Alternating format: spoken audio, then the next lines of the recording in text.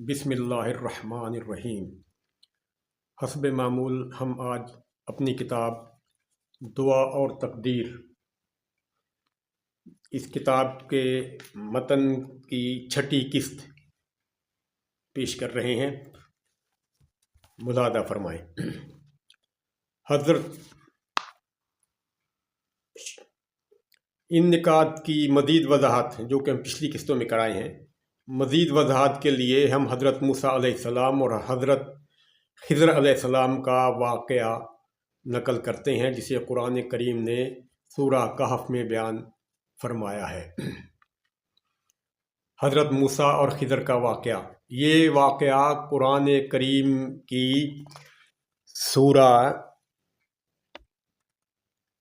अल कहफ में बयान किया गया है और सही बुखारी और मुस्लिम में मज़ीद वजाहत के साथ बयान हुआ है।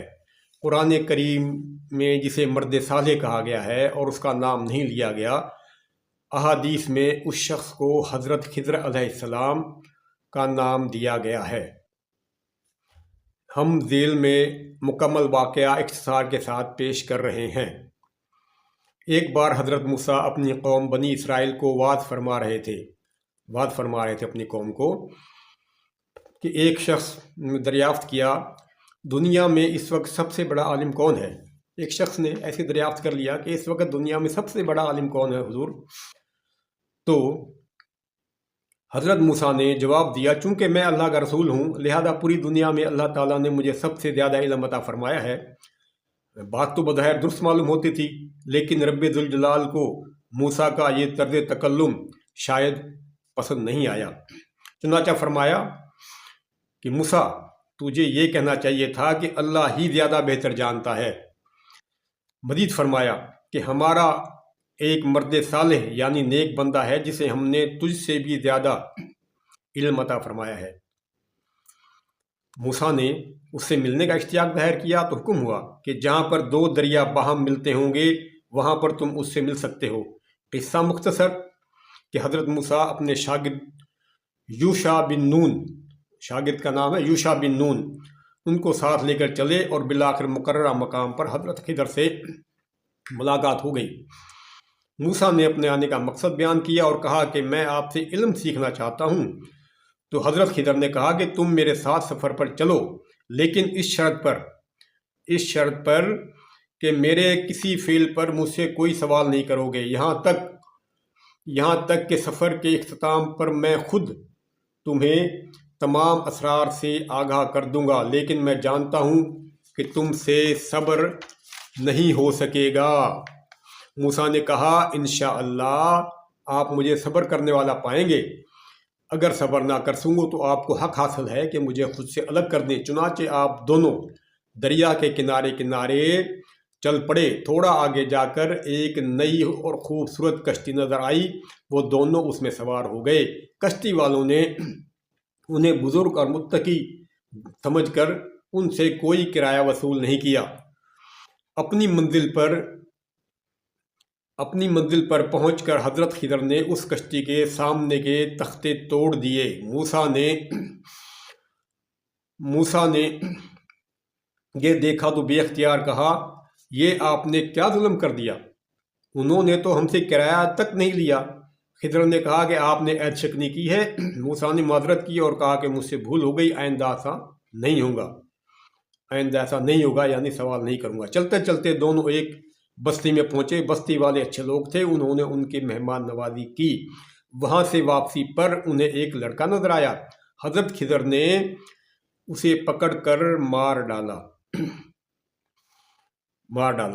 हज़रत मूसा की चूँकि जलाली तबीयत थी, उनसे रहा नहीं गया और पूछा, ये आपने क्या किया?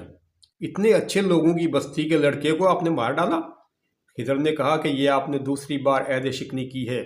तो हज़रत मूसा ने फिर माजरत की और आइंदा एहतियात करने का वादा किया।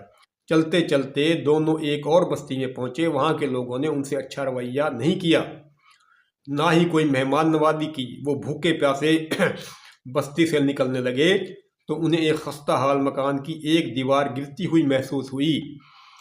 हज़रत खिज़र ने खुद उस दीवार की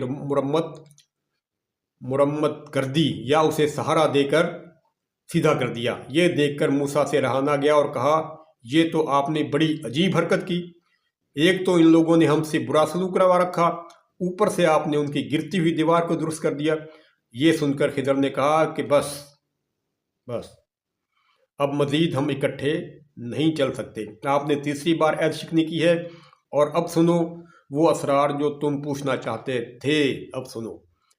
उस कश्ती के बारे में मैंने उसके तख्ते तोड़कर ऐबदार इसलिए कर दिया था कि जिस इलाके में वो कश्ती जा रही थी वहाँ का बादशाह बड़ा जालिम था। वो हर अच्छी कश्ती पर कब्जा कर लेता था। चूँकि ये कश्ती चंद मिस्कीनों की थी जो दरिया में काम काज करके मछलियाँ वगैरह पकड़ के अपनी रोज़ी कमाते थे। अब इनकी कश्ती मैंने ऐबदार कर दी है, लिहाजा उनकी कश्ती ज़ब्त होने से बच जाएगी।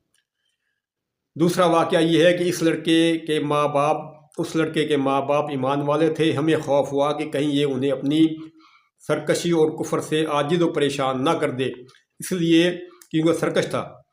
इसलिए खुदा की मसलियत के तहत मैंने उसे मार डाला। अब उन्हें उनका परवरदिगार उससे बेहतर पाकीज़गी वाला और ज़्यादा मोहब्बत और प्यार वाला बच्चा इनायत फरमाएगा, फरमाबरदार बच्चा इनायत फरमाएगा। दीवार का किस्सा ये है कि इस शहर में दो यतीम बच्चे हैं जिनका खजाना उनकी इस दीवार के नीचे दफन है। जब ये दोनों यतीम बच्चे अपनी जवानी की उम्र में आएंगे तो अपना ये खजाना तेरे रब के हुक्म से निकाल लेंगे अपने रब के हुक्म से और मेहरबानी से निकाल लेंगे। मज़कूरा बाला वाक़या पर अगर मुहक्किकाना गौर करें तो बहुत सी बातें समझ आती हैं। सबसे पहले हम कश्ती वाले वाक़ये को देखते हैं कि खिदर ने कश्ती में नक्स इसलिए पैदा कर दिया कि आगे बादशाह इस कश्ती को ज़ब्त ना कर ले। यहाँ पर सवाल पैदा हो सकता है कि अगर अल्लाह ताला चाहता तो बग़ैर किसी नक्स के भी कश्ती को जालिम बादशाह से अपनी कुदरत के ज़रिए बचा सकता था, लेकिन जैसा कि अल्लाह ताला ने इस दुनिया को दारुल असबाब बनाया है और अल्लाह ताला खुद मुसब्बबुल असबाब हैं। चुनांचा खुदा का कानून यही है कि दुनिया में हर काम किसी न किसी सबब के बायस ही होता है। बग़ैर सबब के कुछ नहीं होता सवाए मौजूदों के, और बग़ैर सबब के कुछ नहीं होता। यहाँ तक कि दुनिया के बड़े बड़े ऐसे उमूर जो हमें मौजूदे नज़र आते हैं उनके पीछे भी कोई दुनियावी सबब पिन्हा होता है, और यही अल्लाह की मशीयत और कानून है जो कभी भी तब्दील नहीं होता, जिसका वादा कुरान करीम में कई मकामात पर किया गया है। चुनांचे अल्लाह ताला ने उस कश्ती को बचाने के लिए हज़रत खिज़र अलैहिस्सलाम की सूरत में सबब बनाया और कश्ती को तोड़वा दिया। इसी तरह उस बच्चे का मसला है। अगर अल्लाह चाहता तो उस बच्चे को भी नेक और फर्मा बरदार बना सकता था, लेकिन चूँकि तकवीनी अमल की वजह से तकवीनी अमल की वजह से वो बच्चा ऐसा ही पैदा होना था, और अल्लाह जानता था कि इसी दुनियावी सबब के बायस दूसरा बच्चा फर्मा बरदार पैदा होगा। इसी तकवीनी अमल के बायस जो दूसरा बच्चा होगा वो फर्मा बरदार और नेक सीरत पैदा होगा। लिहाजा पहले वाले बच्चे को मरवा देना ज़रूरी था, जिसे अल्लाह की मर्ज़ी से खिज़र ने हलाक कर दिया। और गिरती दीवार का मसला भी इसी तरह का है, यानी अल्लाह ताला की मशीयत थी कि वो दीवार ना गिरे ताकि यतीम बच्चों का ख़जाना महफूज रहे, और अल्लाह चाहता तो दीवार कभी ना गिरती, लेकिन दुनियावी असरात के सबब से दीवार खस्ता हो रही थी और गिर रही थी, और अल्लाह ने दुनिया के लिए जो कानून बनाया हुआ है उसकी खिलाफ वर्जी वो खुद क्यों करेगा। और खुदा का ही ऐलान है कि खुदा का कानून दुनिया में कभी भी तब्दील नहीं होता। ये कुरान शरीफ में है कि खुदा का कानून कभी तब्दील नहीं होता, और जो काम भी दुनिया में होना है असबाब के ज़रिए ही होना है, और असबाब खुद अल्लाह ताला पैदा करने वाला है। चुनांचा उस दीवार की मरम्मत का सबब भी अल्लाह ताला ने खिज़र को बना दिया था। ये उसूल कुदरत वाज़े होने के बाद अब सिर्फ ये सवाल बाकी रह जाता है कि क्या हज़रत खिज़र के पास गैब का इल्म था, जिसका जवाब हमारे पास मुकम्मल तौर पर नफ़ी में है। गैब का इल्म मुकम्मल तौर पर अल्लाह के अलावा किसी के पास नहीं है, जिसका ऐलान भी कुरान करीम में बार बार किया गया है। बात सिर्फ ज़रा सी समझने की है। जिस तरह कोई मसला जब तक समझ नहीं आता تب تک وہ مسئلہ ہوتا ہے، لیکن جیسے ہی وہ مسئلہ حل ہو جاتا ہے یا اس کی تکنیک سمجھ آ جاتی ہے تو وہ لا ینحل مسئلہ انتہائی آسان نظر آنے لگ جاتا ہے۔ چنانچہ اللہ رب العزت نے اسرار کائنات سمجھنے کے لیے بے شمار اسرار و علوم انسان کے ذہن میں ڈال دیے ہیں۔ انسان کے ذہن میں بے شمار اسرار و علوم ہیں۔ اب انسان اپنی فطری اور ذہنی صلاحیت کے مطابق انہیں استعمال میں لا کر کائنات کے عجیب و غریب راز معلوم کر لیتا ہے، اور ان راز کے معلوم کرنے کو علم غیب نہیں کہا جا سکتا۔ ان رازوں کے معلوم کرنے کو علم کے ذریعے اس کو علم غیب نہیں کہتا۔ کائنات کے پراسرار راز کے علوم کا نتیجہ ہماری آج کی موجودہ سائنس کی ایجادات ہیں۔ پراسرار راز کے موجودہ نتائج کا علاقہ پراسرار راز کے جو علوم ہیں ان کا نتیجہ ہماری آج کی موجودہ سائنس کی ایجادات ہیں۔ ہمارا یہ دور مادی علوم کا دور ہے، یہ دور مادی علوم کا دور ہے، جبکہ قدیم دور روحانی اور ما فوق الفطرت علوم کا دور تھا۔ روحانی اور ما فوق الفطرت کا دور تھا قدیم، اور وہ دور آج کے سائنسی دور کی ایجادات سے زیادہ عجیب دور تھا۔ آج کی جو سائنسی ایجادات ہیں اس سے بہت زیادہ عجیب دور تھا وہ۔ ما فوق الفطرت علوم کے لیے قدیم یونان بہت مشہور تھا۔ آج کے دور میں جتنے بھی پراسرار علوم سمجھے جاتے ہیں، جیسا کہ جادو، علم نجوم، علم فلکیات، روحانی علوم، علم الاعداد، علم بروج، قیافہ شناسی، دست شناسی و دیگر روحانی علوم وغیرہ، آج کے دور میں ان علوم کا 100% سچا عالم کوئی بھی نہیں ہے۔ جہاں تک میں سمجھتا ہوں ان علوم کا سچا عالم کوئی بھی نہیں ہے، لیکن قدیم یونانی دور میں ان علوم کو بچوں کا کھیل سمجھا جاتا تھا۔ اس قدیم دور میں اور خاص طور پہ یونان میں بھی اس طرح کے علوم کو بچوں کا کھیل سمجھا جاتا تھا۔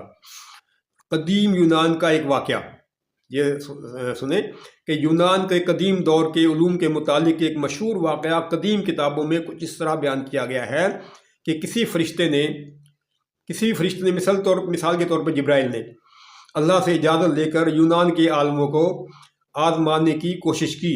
وہ ایک مقام پر آئے جہاں پر 3 اشخاص بیٹھے تھے۔ جبرائیل نے کہا کہ میں پردیسی ہوں، آپ لوگوں کے علوم کا شورا سن کر آیا ہوں، کیا آپ مجھے کسی بڑے عالم سے ملوا سکتے ہیں؟ انہوں نے کہا کہ آپ جو کچھ پوچھنا چاہتے ہیں ہم سے پوچھ لیں۔ اگر مسئلہ ہماری سمجھ سے بڑھ کر ہوا تو آپ کو ہم اپنے عالم کے پاس بھی لے چلیں گے۔ یہ سن کر جبرائیل نے پوچھا کہ ٹھیک ہے، آپ مجھے فی الوقت یہ بتا دیں کہ اس وقت جبرائیل فرشتہ کہاں پر ہے۔ یہ سن کر ان میں سے ایک نے اپنا علم استعمال کرتے ہوئے، ان میں سے ایک نے، عام سا آدمی تھا، زمین پر چند لکیریں کھینچیں اور کچھ دیر حساب لگا کر جواب دیا کہ میں نے آسمانوں کا چپا چپا چھان مارا، لیکن جبرائیل وہاں پر نہیں ملا۔ دوسرے نے اپنا علم استعمال کیا اور بولا کہ میں نے خلاؤں میں اور سمندروں میں ہر جگہ دیکھ لیا ہے اپنے علم کے ذریعے سے، لیکن جبرائیل وہاں پر بھی نہیں ہے۔ تب تیسرے شخص نے اپنا علم استعمال کیا اور کچھ دیر کے بعد بولا کہ بھائیو، میں نے بھی زمین کا چپا چپا چھان مارا، جبرائیل کہیں پر بھی نہیں ملا۔ اب ہم چاروں میں ہی کوئی جبرائیل ہو سکتا ہے، اور ظاہر ہے کہ ہم تینوں تو جبرائیل نہیں ہیں، اس لیے لازمی طور پر آپ ہی جبرائیل ہیں۔ یہ سن کر جبرائیل ان کے علم پر اش کر اٹھا۔ بہرحال یہ واقعہ چاہے غیر مستند ہو لیکن اس واقعے سے قدیم دور کے یونانی علوم کی اہمیت کا اندازہ بخوبی ہو جاتا ہے۔ چنانچہ ہمارے کہنے کا مقصد صرف یہ ہے کہ قدیم دور میں ایسے پر اسرار علوم ہوتے تھے کہ لوگ آسمان کے راز تک معلوم کر لیتے تھے، اور یہ سب اللہ تعالیٰ کی منشا اور مرضی سے ہی ہوتا تھا۔ اس ضمن میں یہ عرض کرتا چلوں کہ قرآن کریم میں شیاطین و جنات کا آسمانوں پر جانا اور وہاں سے خفیہ باتیں، خفیہ راز معلوم کر کے لوگوں کو بتانا تو بالکل واضح اور آشکار ہے، جس کے نتیجے میں شیاطین کو اب آگ کے شعلوں سے مارا جاتا ہے، اور جلتا ہوا ستارہ ان کے پیچھے لپکتا ہے۔ لہذا ہم سمجھ سکتے ہیں کہ اس طرح کے علوم میں سے کوئی علم تھا جو کہ اللہ تعالیٰ نے حضرت خضر علیہ السلام کو تفویض کیا ہوا تھا، لیکن اللہ تعالیٰ کا جلیل القدر پیغمبر حضرت موسیٰ علیہ السلام اس علم سے محروم تھے۔ اسی علم کے باعث حضرت خضر لوح آسمان پر ہونے والے واقعات فلمی مناظر کی طرح دیکھ لیتے تھے۔ اس علم کے باعث دیکھ لیتے تھے کیا ہو رہا ہے اور کیا ہونے والا ہے۔ واللہ عالم بالصواب۔ یہاں پر یہ واضح ہونا چاہیے کہ اسلام نے مذکورہ پر اسرار علوم کے ہونے کا انکار نہیں کیا ہے، بلکہ ان علوم کو سیکھنے اور ان پر عمل کرنے اور ان پر مکمل یقین کرنے سے منع فرمایا ہے۔ کیوں کہ ان علوم پر یقین کرنے سے اللہ تعالیٰ پر یقین کم ہو جاتا ہے۔ ان علوم پر مکمل یقین کرنے سے اللہ تعالیٰ پر یقین کم ہو جاتا ہے، جو کہ رفتہ رفتہ بالکل ختم ہو جاتا ہے۔ چنانچہ اس طرح کے علوم پر اعتماد کرنے سے لوگوں کے دلوں میں وسوسے اور شرک پیدا ہونے کا امکان بڑھ جاتا ہے، نیز لوگ گمراہ ہو جاتے ہیں اور جھوٹے عاملوں کے چکر میں پڑ کر دین اور دنیا میں ذلیل ہو کر رہ جاتے ہیں۔ یہ آج کی چھٹی قسط جو کہ ہم نے مکمل کی، اور یہ صفحہ 44 تک پڑھی۔ اب انشاءاللہ باقی اگلی قسط میں۔ اللہ حافظ، خوش رہیں۔